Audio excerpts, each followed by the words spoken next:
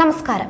മുംബൈ ഭീകരാക്രമണത്തിന്റെ സൂത്രധാരനായ തഹാവൂർ റാണയെ മണിക്കൂറുകളോളം ചോദ്യം ചെയ്ത ദേശീയ അന്വേഷണ ഏജൻസിക്ക് കിട്ടിയത് നിർണായക വിവരങ്ങൾ.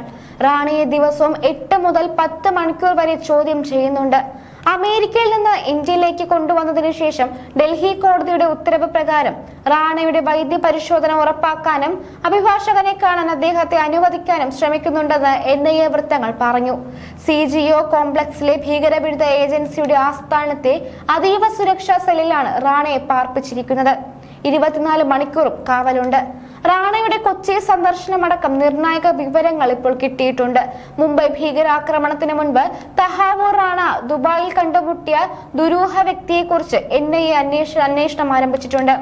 ഭീകരാക്രമണത്തെക്കുറിച്ച് ഇയാൾക്ക് മുൻകൂട്ടി അറിവുണ്ടായിരുന്നു എന്നാണ് US അന്വേഷണ ഏജൻസികൾ നൽകിയ രേഖകളിൽ നിന്ന് NIAക്ക് ലഭിച്ച വിവരം. ഇതിനൊപ്പം കൊച്ചിയിൽ റാണയെ കണ്ടയാളും എല്ലാം അറിഞ്ഞിരുന്നു. മുംബൈ ആക്രമണവുമായി ബന്ധപ്പെട്ട അന്വേഷണത്തിനിടെ ശേഖരിച്ച വിവിധ തെളിവുകളുടെ അടിസ്ഥാനത്തിലാണ് പാകിസ്ഥാൻ വംശജനും കനേഡിയൻ പൗരനുമായ റാണയെ ചോദ്യം ചെയ്യുന്നത്.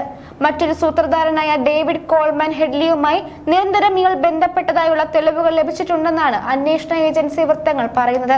2008 ആക്രമണത്തിന് മുന്നോടിയായി ഇന്ത്യയുടെ വിവിധ ഭാഗങ്ങളിൽ ഇയാൾ യാത്ര നടത്തിയതിനുള്ള തെളിവുകൾ ലഭിച്ചിട്ടുണ്ട്. കൊച്ചിയിൽ റാണ പലവട്ടം വന്നിരുന്നു.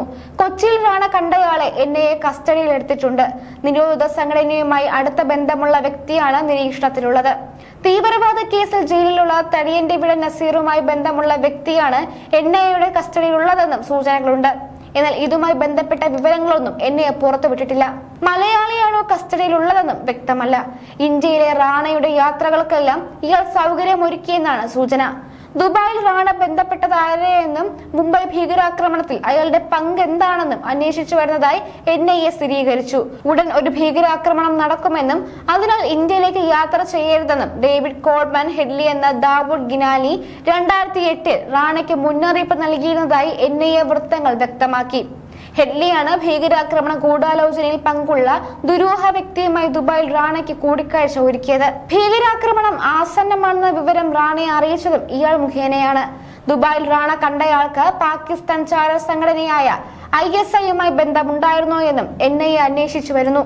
മറ്റ് ഇന്ത്യൻ നഗരങ്ങളിലും സമാനമായ ആക്രമണം നടത്താനുള്ള നീക്കത്തിന്റെ ഭാഗമായിരുന്നു മുംബൈ ദൗത്യം. 2008 നവംബർ 13-നും 21-നും മധ്യേ ഭാര്യ സംറാസ് റാണ അക്തറിനൊപ്പം റാണ ഡൽഹി, കൊച്ചി, അഹമ്മദാബാദ്, മുംബൈ, ഉത്തർപ്രദേശിലെ ആഗ്ര, ഹാപൂർ എന്നീ നഗരങ്ങൾ സന്ദർശിച്ചിരുന്നു. ഇവിടങ്ങളിലും ഭീകരാക്രമണത്തിന് മുന്നോടിയായുള്ള നിരീക്ഷണമാണോ നടന്നതെന്നറിയാൻ ചോദ്യം ചെയ്യലിനൊപ്പം റാണയുടെ യാത്രാശേഖരങ്ങൾ കൂടുതൽ വിശദമായി പരിശോധിക്കുന്നുണ്ട്. 2019 FBI-യുടെ അറസ്റ്റിലായ റാണ ലോസ് ആഞ്ചലസിലെ ജയിലിലാണ് കഴിഞ്ഞിരുന്നത്. ഇന്ത്യക്ക് കൈമാറരുതെന്ന റാണയുടെ ഹർജി US സുപ്രീം കോടതി തള്ളിയിരുന്നു. ഈ വർഷം ഫെബ്രുവരി മാസത്തിലാണ് റാണയെ ഇന്ത്യക്ക് കൈമാറാനുള്ള ഉത്തരവിൽ അമേരിക്കൻ പ്രസിഡന്റ് ഡൊണാൾഡ് ട്രംപ് ഒപ്പുവെച്ചത്.